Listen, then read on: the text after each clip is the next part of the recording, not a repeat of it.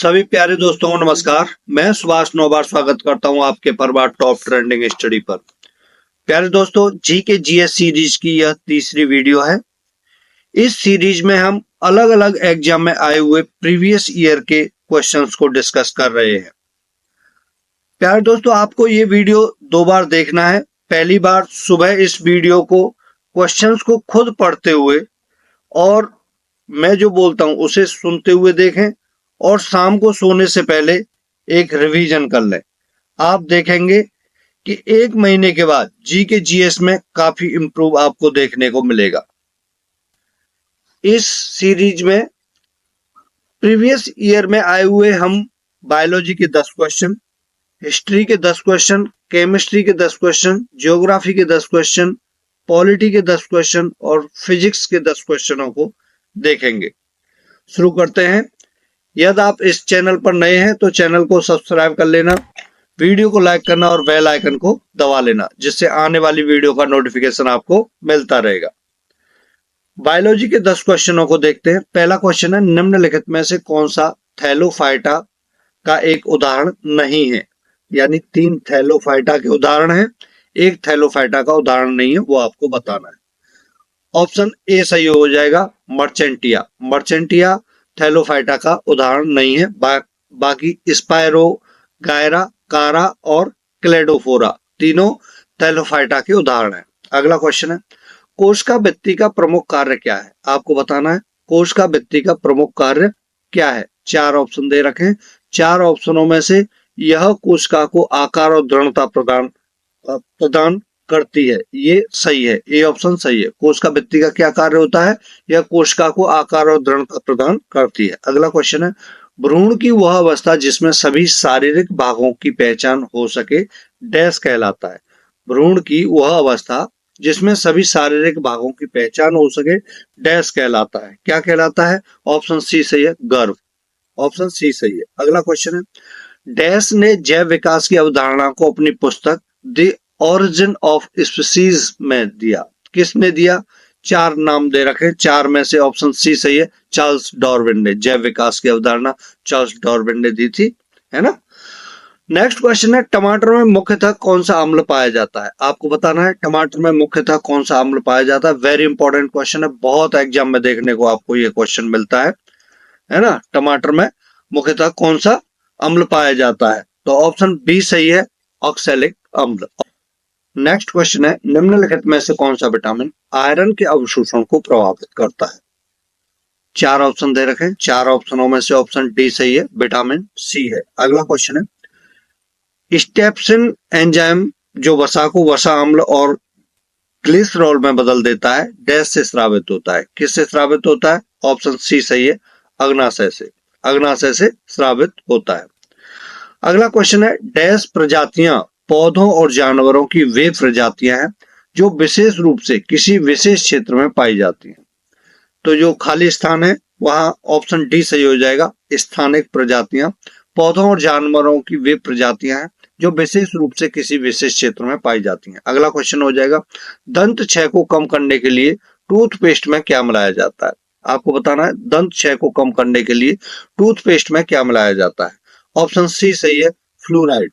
Fluoride मिलाया जाता है। ऑप्शन सी सही हो जाएगा। अगला क्वेश्चन है, बेरी बेरी निम्नलिखित में से किसकी कमी से होता है। बेरी बेरी के लिए ऑप्शन ए सही है, विटामिन B1 की कमी से बेरी बेरी रोग होता है। अगला क्वेश्चन, हिस्ट्री के 10 क्वेश्चनों को देखते हैं ना।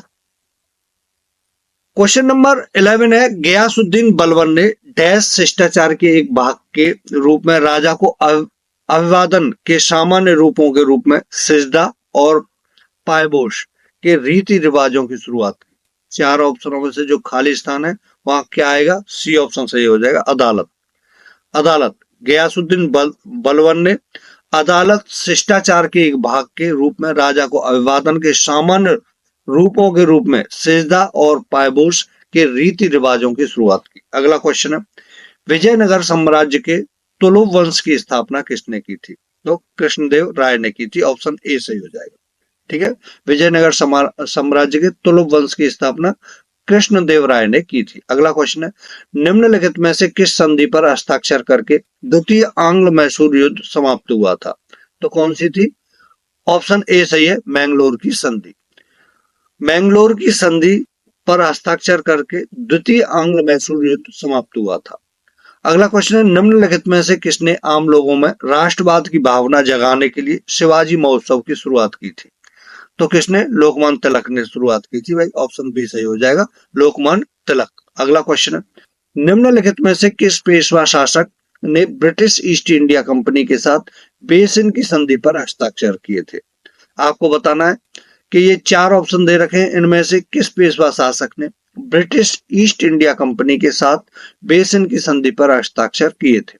ऑप्शन डी सही है, बाजीराव द्वितीय। अगला क्वेश्चन है, 11वीं शताब्दी में निम्नलिखित में से किस चोल शासक की सेना बंगाल पर आक्रमण करने के लिए गंगा तक पहुंच गई थी? चार ऑप्शनों में से ऑप्शन बी सही है, राजेंद्र प्रथम। राजेंद्र प्रथम। अगला क्वेश्चन है, निम्नलिखित में से हिंदू शाही साम्राज्य की राजधानी कौन सी थी? आपको बताना है कि हिंदू शाही साम्राज्य की राजधानी कौन सी थी चार ऑप्शनों में से। ऑप्शन सी सही है, वहहिंद। वहहिंद, ठीक है, सी ऑप्शन सही हो जाएगा। अगला क्वेश्चन है, निम्नलिखित में से किस वंश के शासक ने चीन के साथ अपने व्यापार को मुक्त करने के लिए मलाया पर आक्रमण किया? ऑप्शन डी सही है, चोल। ऑप्शन डी सही हो जाएगा। अगला क्वेश्चन है, निम्नलिखित में से किसने ब्रिटिश सरकार की ओर से अफगानिस्तान के मामलों में हस्तक्षेप करने के लिए त्रिपक्षीय संधि पर हस्ताक्षर किए थे? चार ऑप्शनों में से ऑप्शन बी सही है, लॉर्ड ऑकलैंड। Lord Auckland. अगला क्वेश्चन है, भारत में पहली रेलवे लाइन का निर्माण किस वर्ष हुआ था? तो ऑप्शन डी सही हो जाएगा, 1853 ईस्वी। केमिस्ट्री के 10 क्वेश्चनों को देखेंगे। क्वेश्चन नंबर 21 है, निम्नलिखित में से कौन सा एक क्षार धातु नहीं है जो आवर्त सारणी के प्रथम वर्ग के अंतर्गत नहीं आता है? आपको बताना है इन चार ऑप्शनों में से कौन सा एक क्षार धातु नहीं है और आवर्त सारणी के प्रथम वर्ग के अंतर्गत नहीं आता है। ऑप्शन डी सही है, कैल्शियम। अगला क्वेश्चन है, सोडियम हाइड्रोक्साइड निम्नलिखित में से किस सामान्य पदार्थ का रासायनिक नाम है? आपको बताना है सोडियम हाइड्रोक्साइड, इंपॉर्टेंट क्वेश्चन है। सोडियम हाइड्रोक्साइड निम्नलिखित में से किस सामान्य पदार्थ का रासायनिक नाम है? ऑप्शन ए सही है, दाहक सोडा। दाहक सोडा। नेक्स्ट क्वेश्चन है, एक ही परमाणु से बने ऋणायन को तत्व के मूल नाम में डैश प्रत्यय लगाकर नामांकित किया जाता है, तो क्या लगाते हैं? ऑप्शन सी सही है, आयड। आयड, सी ऑप्शन सही हो जाएगा। आयड प्रत्यय लगाकर नामांकित किया जाता है। क्वेश्चन नंबर 24 है, निम्नलिखित में से कौन सा एक संयोजक यौगिक है? आपको बताना है चार ऑप्शनों में से कौन सा सहसंयोजक यौगिक है? सहसंयोजक यौगिक है। ऑप्शन ए सही है, हाइड्रोजन क्लोराइड। Hydrogen chloride. अगला क्वेश्चन है, जब किसी वस्तु पर धनात्मक आवेश होता है तो इसका क्या अर्थ होता है? जब किसी वस्तु पर धनात्मक आवेश होता है तो इसका क्या अर्थ होता है? चार ऑप्शनों में से ऑप्शन बी सही है, इसमें इलेक्ट्रॉन की तुलना में प्रोटॉन अधिक होते हैं। इसमें इलेक्ट्रॉन की तुलना में प्रोटॉन अधिक होते हैं। अगला क्वेश्चन है, निम्नलिखित में से कौन सा ज्वलनशील पदार्थ का एक उदाहरण नहीं है? आपको बताना, निम्नलिखित में से कौन सा ज्वलनशील पदार्थ का एक उदाहरण नहीं है? चार ऑप्शनों में से ऑप्शन सी सही है, कांच। ऑप्शन सी सही है। अगला क्वेश्चन है, वह प्रक्रिया जिसमें दो अमिश्रणीय द्रव इस प्रकार विस्तृत होते हैं कि एक द्रव पदार्थ दूसरे द्रव पदार्थ में छोटी छोटी बूंदों के रूप में परिक्षेपित होता है, डैश कहलाती है। क्या कहलाती है? ऑप्शन बी सही है, पायसीकरण। क्या आएगा? ऑप्शन बी सही है, पायसीकरण। अगला क्वेश्चन है, लिटमस विलयन जब न तो अम्लीय होता है और न ही क्षारीय होता है तब यह डैश रंग का होता है। इंपॉर्टेंट क्वेश्चन है। ऑप्शन डी सही है, बैंगनी रंग का होता है। ठीक है, बैंगनी रंग का। अगला क्वेश्चन है, विज्ञान की आवर्त सारणी में Mn किस रासायनिक तत्व का प्रतीक है? तो ऑप्शन ए सही हो जाएगा, मैग्नीज का। मैग्नीज। निम्नलिखित में से कौन सा अम्ल सिरके के पीएच को अम्लीय बनाता है? आपको बताना है चार ऑप्शनों में से कौन सा अम्ल है जो सिरके के कौन सा अम्ल है इनमें से जो सिरके के पीएच को अम्लीय बनाता है? चार ऑप्शनों में से ऑप्शन डी सही है, एसिटिक अम्ल। एसिटिक अम्ल। ज्योग्राफी के 10 क्वेश्चनों को देखेंगे। 2011 की जनगणना के अनुसार निम्नलिखित में से कौन सा राज्य भारत का सबसे कम शहरीकृत राज्य है? चार ऑप्शनों में से आपको बताना है 2011 की जनगणना के अनुसार कौन सा राज्य भारत का सबसे कम शहरीकृत राज्य है? तो ऑप्शन सी सही हो जाएगा, हिमाचल प्रदेश। अगला क्वेश्चन है, भारत और चीन के बीच स्थित काराकोरम दर्रा नामक पहाड़ी दर्रा इनमें से किसके निकट स्थित है? ये इंपॉर्टेंट क्वेश्चन है, आपको बताना है। 4 ऑप्शनों में से ऑप्शन ए सही है, कारगिल। नेक्स्ट क्वेश्चन है, इनमें से कौन सा ग्रह दक्षिणावर्त दिशा में घूमता है? आपको बताना है इनमें से कौन सा ग्रह दक्षिणावर्त दिशा में घूमता है। ऑप्शन ए सही हो जाएगा, शुक्र ग्रह। अगला क्वेश्चन है, कान्हा टाइगर रिजर्व कहाँ स्थित है? कान्हा टाइगर रिजर्व कहाँ स्थित है? ऑप्शन बी सही है, मध्य प्रदेश में। अगला क्वेश्चन है, भारत में इनमें से किस आनुवांशिक रूप से संशोधित फसल की कानूनन खेती करने की अनुमति दी गई है? ऑप्शन ए सही है, बीटी कपास। ऑप्शन ए सही है। अगला क्वेश्चन है, निम्नलिखित में से पश्चिमी तट में स्थित क्षेत्र का नाम बताइए। निम्नलिखित में से पश्चिमी तट में स्थित क्षेत्र का नाम बताइए। 4 ऑप्शन में से ऑप्शन डी सही है, मालाबार क्षेत्र। मालाबार क्षेत्र। अगला क्वेश्चन है, निम्नलिखित में से कौन सा समुद्र तट ब्लू फ्लैग सर्टिफिकेशन प्राप्त करने वाला एशिया का पहला समुद्र तट बन गया है? तो ऑप्शन बी सही हो जाएगा, चंद्रभागा समुद्र तट। हमारा मेन लक्ष्य है प्रीवियस ईयर में आए हुए इंपॉर्टेंट 4000 क्वेश्चनों को करना। आपने जब ये 4000 क्वेश्चनों को कर लेंगे, कोई भी एग्जाम देंगे, आप देखने को मिलेंगे कि आपके जी के जीएस में बहुत इंप्रूव आपको देखने को मिला है। जहां आपके 15 क्वेश्चन 50 में से 15 या 20 क्वेश्चन सही होते थे, 40 तक आप पहुंच जाएंगे, है ना। ये प्रैक्टिकली है, आप देख लेना। भले एक सब्जेक्टली पढ़ना, थ्योरिकली वो एक अलग होता है, लेकिन जो एग्जाम ओरिएंटेड क्वेश्चन होते हैं उन्हें डायरेक्ट आपको या देखते हैं तो उसका बहुत फर्क पड़ता है, समय की भी बचत होती है। भारत और पाकिस्तान के बीच की सीमा क्या कहलाती है? ऑप्शन सी सही है, रेड क्लिफ रेखा कहलाती है, रेड क्लिफ रेखा। अगला क्वेश्चन है, पूर्वोत्तर भारत की निम्नलिखित में से कौन सी झील मीठे पानी की सबसे बड़ी झील है? इंपॉर्टेंट क्वेश्चन है। इससे पहले वाले भी क्वेश्चन वेरी इंपॉर्टेंट था, ये भी वेरी इंपॉर्टेंट है। पूर्वोत्तर भारत की निम्नलिखित में से कौन सी झील मीठे पानी की सबसे बड़ी झील कहलाती है? तो ऑप्शन ए सही है, लोकटक झील। अगला क्वेश्चन है, भारतीय भूवैज्ञानिक सर्वेक्षण के अनुसार निम्नलिखित में से कौन से राज्य में भारत के सर्वाधिक ग्रेफाइट भंडार है? ग्रेफाइट भंडार है सर्वाधिक। तो ऑप्शन बी सही है, अरुणाचल प्रदेश। पॉलिटी के 10 क्वेश्चनों को देखते हैं। भारतीय संविधान का निम्नलिखित में से कौन सा अनुच्छेद राज्य को समान नागरिक संहिता का प्रावधान करने का निर्देश देता है? ये इंपॉर्टेंट क्वेश्चन है, आगे वाले एग्जामों में बहुत क्वेश्चन ये आता रहेगा, क्यों करंट में बहुत चर्चा है इसकी। ऑप्शन बी सही है, अनुच्छेद 44। अगला क्वेश्चन है, भारतीय संविधान में निम्नलिखित में से किस शब्द का उल्लेख नहीं है? किस शब्द का उल्लेख नहीं है? ऑप्शन ए सही है, संघवाद का उल्लेख नहीं है। बाकी धर्मनिरपेक्ष, समाजवादी, गणतंत्र तीनों का उल्लेख है। भारतीय संविधान में मौलिक कर्तव्य पहली बार कब शामिल किए गए थे? तो ऑप्शन ए सही है, 1976 में। अगला क्वेश्चन है, भारतीय संविधान का अनुच्छेद 51A डैश से लागू हुआ? कब से लागू हुआ?